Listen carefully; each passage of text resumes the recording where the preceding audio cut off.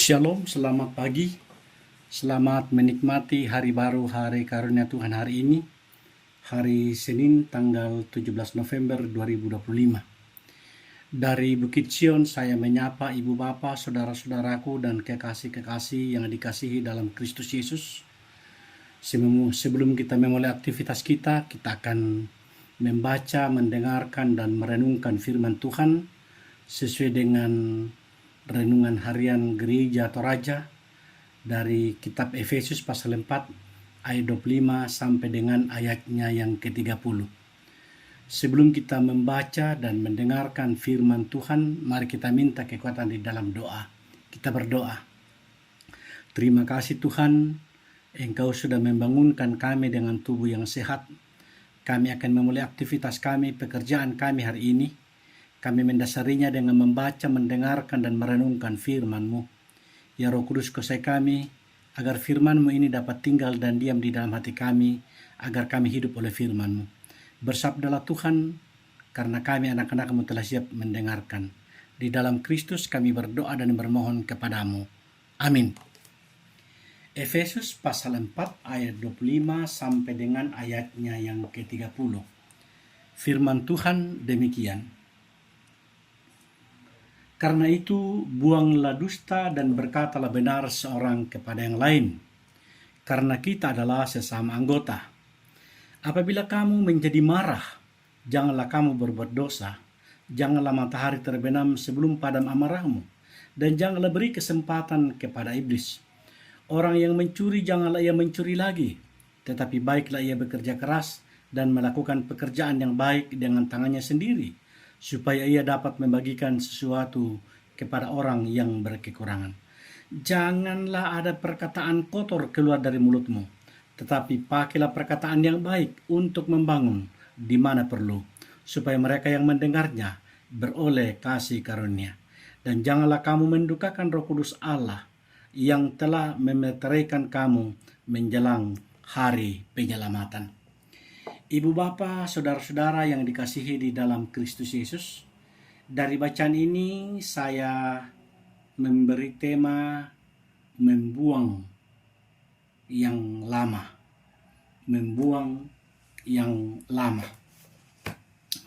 Kalau kita membaca kitab Efesus bisa dibagi menjadi dua bagian besar. Yang pertama adalah pasal 1-3 yang berbicara tentang tugas dan panggilan gereja, dan yang kedua adalah pasal 4-6 bercerita tentang apa yang seharusnya dilakukan oleh gereja secara praktis. Yang dimaksudkan dengan gereja bukanlah gedung atau organisasi, tetapi umat Allah, orang percaya di bumi ini. Dalam pasal 4 yang kita baca hari ini, dibagi lagi menjadi dua bagian besar, yaitu ayat 1-16 yang berbicara tentang gereja yang harus bersatu sebagai satu tubuh. Ayat 17-32 mengajarkan tentang gereja yang harus hidup dalam kekudusan. Untuk itu gereja atau orang percaya, umat Allah, harus membuang yang lama. Maka Paulus mengingatkan kepada umat Allah akan gambaran manusia lama mereka yang dahulu. Nasihat yang berisi anjuran, petunjuk, peringatan, teguran kepada umat percaya di kota Efesus merupakan bagian yang esensial dari surat Paulus yang kita baca hari ini, di mana hal praktis dalam kehidupan umat percaya disampaikan, diberitakan kepada saudara-saudara yang ada di Efesus. Sorotan utama daripada Paulus adalah hal yang praktis, yaitu pembaharuan budi.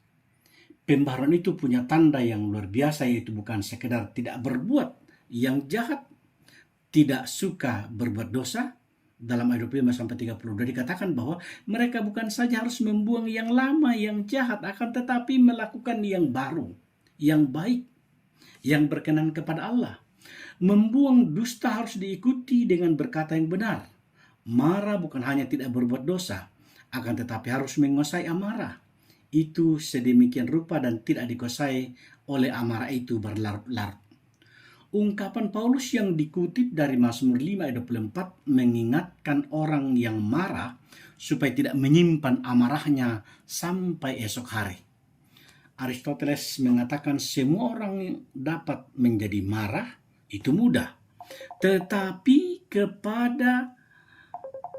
Tetapi di sini dikatakan bahwa marah kepada orang yang tepat, pada tingkatan yang tepat, pada waktu yang tepat, dengan maksud yang tepat, dan dengan cara yang tepat itu tidak mudah.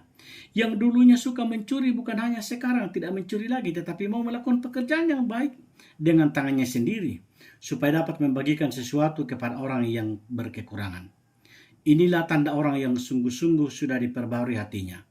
Begitu hati diubahkan menjadi benar dan kudus, maka otomatis keluar juga akan benar dan kudus. Dan orang yang serumalah yang mampu melihat perubahan itu dengan jelas.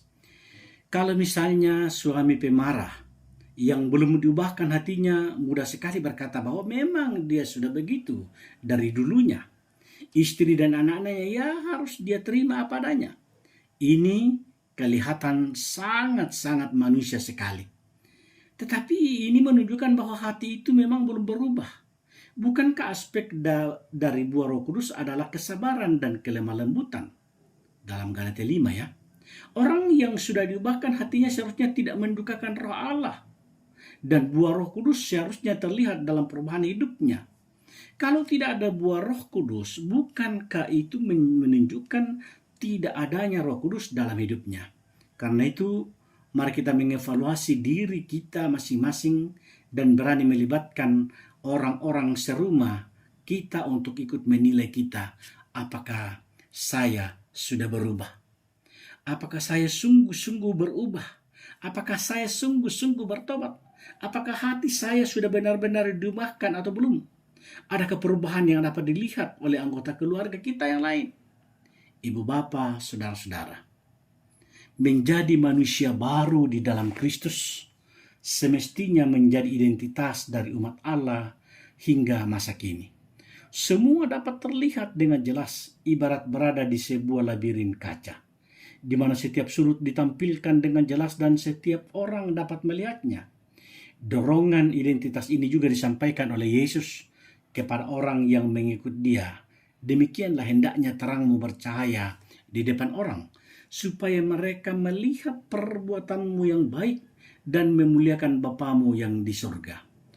Orang beriman yang hidup di tengah-tengah dunia ini pastilah tidak terlepas dari orang lain, baik di tengah-tengah masyarakat yang menjunjung tinggi adat istiadat dan budaya, dalam masyarakat yang menjunjung tinggi pekerjaan dan lain sebagainya. Semuanya berjumpa dengan iman yang diperhadapkan secara aktif dan yang dapat dilihat melalui perilaku kita.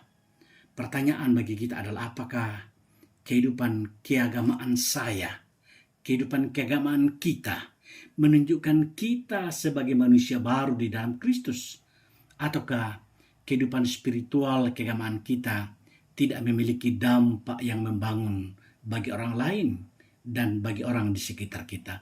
Ataukah sebaliknya membawa dampak kehidupan yang buruk bagi sesama dan di sekitar? Menjadi serupa dengan apa yang dunia inginkan atau hidup yang mencerminkan nilai-nilai Kristus adalah sebuah keputusan yang harus ditentukan oleh diri kita sendiri. Melalui nasihat Paulus kepada jemaat di Efesus, kita yang hidup di masa kini juga turut diselidiki dan merasa terdorong untuk mengaplikasikan iman itu secara nyata di dalam setiap aspek kehidupan kita. Ketika kita di sawah, ketika kita di kebun, ketika kita di kantor, ketika kita di gereja, ketika kita ada di dalam rumah tangga, ketika ada di dalam masyarakat, dimanapun kita berada. Ada begitu banyak perilaku-perilaku yang disampaikan oleh Paulus tentang manusia lama dan pertentangannya dengan cara dan ciri hidup manusia baru. Biarlah ibu bapa, saudara-saudaraku, dan kekasih yang dikasihi di dalam Kristus, biarlah terang Kristus menyinari hati dan pikiran kita, sehingga kita dimampukan untuk menjalani hidup baru di dalam kasih Kristus. Roh Kudus menolong, membimbing, dan memberkati kita. Amin. Mari kita berdoa. Ya Tuhan, Bapa yang rahmani dan rahimi, Bapa yang kami sembah, kami agungkan, kami muliakan, kami masyurkan di dalam Kristus Yesus. Terima kasih Engkau yang sudah menolong membangunkan kami boleh memulai aktivitas kami hari ini. Kami boleh mendengarkan firman-Mu yang melandasi semua kegiatan kami, aktivitas kami hari ini. Biarlah firman-Mu ini senantiasa menggugah hati kami, mengingatkan kami untuk senantiasa membuang yang lama dalam kehidupan kami, agar kami hidup dalam kehidupan yang baru, hidup yang penuh dengan cinta damai, hidup yang penuh dengan persekutuan yang indah dengan Tuhan. Bapa di surga, kami berdoa untuk setiap aktivitas kami, baik ketika kami di sawah, ketika kami di kebun, ketika kami di kantor, ketika kami di rumah, apapun aktivitas kami, apapun pekerjaan kami hari ini, tanggung jawab kami. Ke dalam tangan-Mu kami serahkan seluruh perjuangan ini. Biarlah ya Bapa hidup kami, hidup yang mengandalkan Tuhan saja. Berkati anak-anak kami dalam perjuangan menuntut ilmu. Biarlah ya Bapa mereka boleh menggapai cita-citanya. Mereka boleh berjuang karena kuasa dan kasih Tuhan.